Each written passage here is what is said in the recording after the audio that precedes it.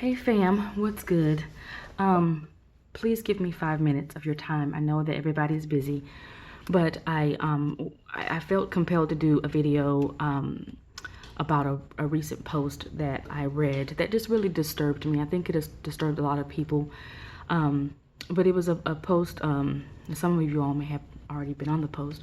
It was a post from Freddie Goins, and 375 comments later, it just more than ever made me realize the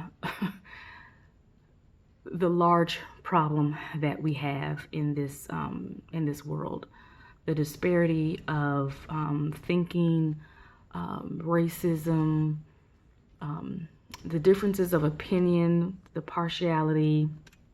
It was really something. Anyway, I don't want to further. If you want to know about the post, please go on to Freddie Goins' post. It was like posted on June 30th, I believe, and it's like it says 375 comments. So take a look at it. But it was basically dealing with a person, a white person, that said some racist remarks and defended it, and continued to defend and belittle and in support of what he believes. So anyway, I was really disturbed by that. But anyway, I woke up about 5 o'clock this morning and thinking about this, and an analogy just came to my mind, and it may not change anybody at all, but I thought it was just worth sharing. So this is to white people, may not be applicable to all, but I think everybody has an opportunity to learn and just hear a different side. Okay, so it's a long letter, but just please be patient. Okay, so it says, dear white people, so as a white person, I want you to imagine you being that kid that always felt like their parents took the other sibling side. That one kid that had always gotten accused of breaking the lamp or pulling their sister's hair, or just that one that was always getting in trouble even though they didn't do anything wrong. Okay, imagine being that kid, sit in that for a minute, that was always getting picked on or always getting picked last when playing a game or with getting put on a team. You just felt like you were just always the last choice.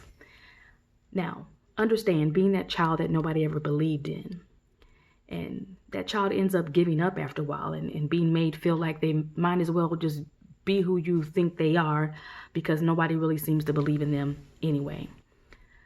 So let me ask you the question. Were you that child that was always picked on? Or were you that one that was the teacher's pet, that everyone adored, but even you knowing in the back of your mind that you were no different than the other child? So if you can put yourself in one of these scenarios, either as the teacher's pet or as that redheaded stepchild, or as we call it, the black sheep of the family. Stay with me. Follow me for 1 second. I want you to see just a glimpse of how we may feel as a people, because we've always felt like we were the last picked on the team. We've always felt like we were the one that had broken the lamp or pulled their sister's hair. The ones that were always overlooked, always never considered, or even we would raise our hand anxiously and we would never get chosen. Always looked at as the troublemaker, even though we know who the real troublemakers really were. We always were looked at as the substitute, but not as the source. So excuse us for being a little tired, and after hundreds of years of not having, or hundreds of years of experiencing this plague or this scarlet letter that was placed on us or passed down to us. We didn't ask this or deserve this, but here we are. After a while, it wears on you. We can't say that it doesn't. It wears on our mental, our emotional, our psyche, and even our physical. And it dictates our actions, our thoughts about how we feel about ourselves, and we even end up passing it down to our children. Can you see the cycle, the pattern here? Whether you want to see it or not, the system was designed to oppress us physically, mentally, and even psychologically. And once again, as a prime example of the post that I'm referencing, it was evident, and it goes to show that now that as these people, not these people, but as white people, they were on there and concerned. Some say they were concerned. Some was just trying to make a point. But let's just consider them as parents now. So now we look at them as parents, it's automatically taken the other child's side. And we, as the other child, we full know well that we didn't do anything. So let that feeling sit for a second, because I'm not sure exactly who I'm talking to, but I know that it may be applicable to somebody that I'm talking to. This is what society has conditioned us to do. We automatically take the other person's side. That's why we often say, you just don't understand. You won't get it because you're not in our shoes. So I'm trying to put you in a small space of understanding how it may feel when a parent treats you differently and you don't understand why. So let's experience going back to your child, your mom and dad. You're trying to explain to them that you didn't do anything wrong, and they just shush you and tell you to go back to your room. Have you ever experienced the feeling of walking away thinking to yourself, man, if they only knew that I loved them, if they only saw my heart and knew that I was a good kid, if they only knew that I just wanted to be their favorite, if they only knew how much my heart hurts to see them not believe in me. So you go back into that room as a lonely, misunderstood child that was brought in this world to love and to be loved, so that you can grow up feeling empowered, supported, and trained to one day lead a nation. But here we are, as Black people, feeling the same way. We feel trapped in this room with lies and images and stories that are being passed down into our psyche and in our hearts, so that we remain limited in our thinking, incapable in our actions, and troubled, or as the world sees us, as trouble or a plague to this great nation we call the United States. Can you imagine that feeling? Our culture has never been the teacher's pet. If something is missing or something goes wrong, they look to us. That's not the image that we want to be known for.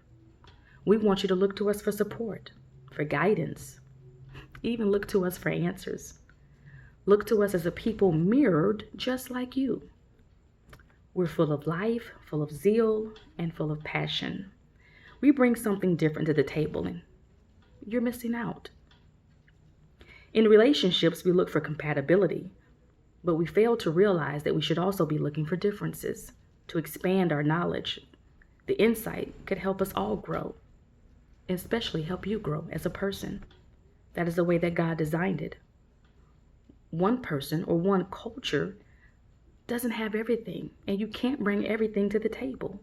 But through diversity and having an open mind, we can discover higher heights and deeper depths of what our creation was really destined to do together as one.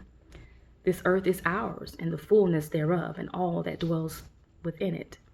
So back to the drawing board of this post and why I'm making this video. Let me take you back. What kind of child were you?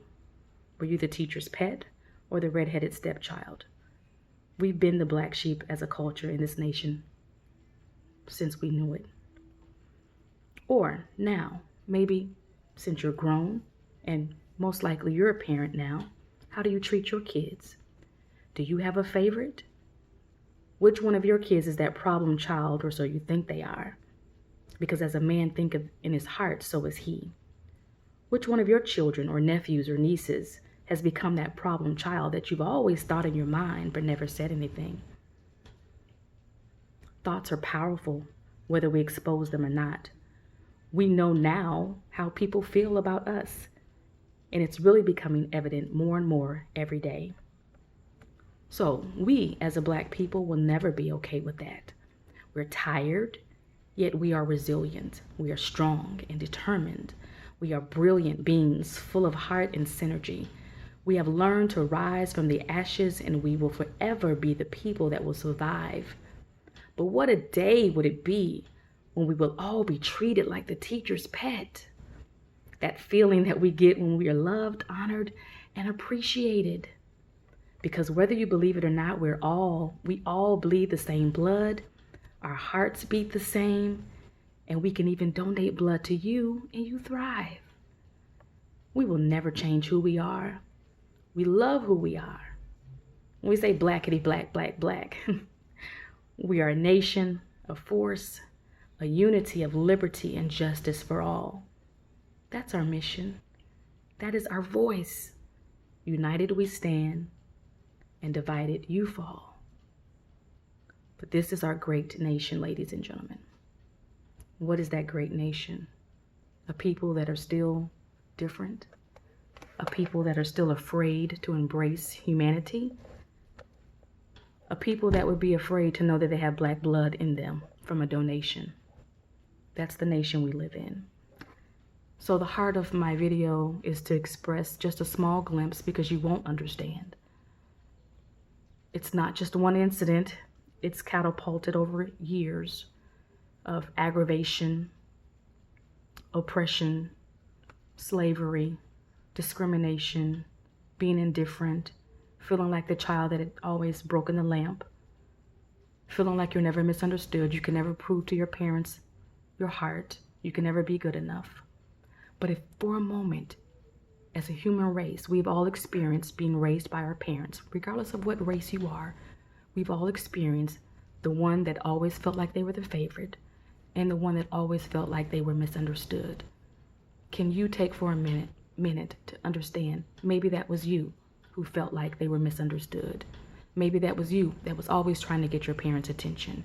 Maybe that was you looking at your sister that was always favorited and wondering, why can't you be like that? Why can't your parents see you like that? So from a human race perspective, I hope that this analogy has helped open the eyes just a little bit to understand a glimpse of how we feel as a people that have always felt this way, that we feel like we will never be the teacher's pet. And now we're coming to a place that we're going to pat our own selves on the back, We're our own teacher's pet. We are our own cheerleader. We will encourage ourselves. We will rise through any occasion. But we shouldn't have to be so strong to be able to rise with other people that are around us pushing us down. Why can't we all collectively be together? I know that's it seems insurmountable, and maybe it will be, but the thought process has to start somewhere. We're all human. We can donate blood and you thrive just the same. We're brilliant, beautiful, wonderful people, zealous, ready, passionate, and we have answers. We want to be a part of humanity without having to fight through it. God bless you all. I pray that this may inspire just another angle of being able to look at life for what it should be and not for what it is today. God bless you. Bye.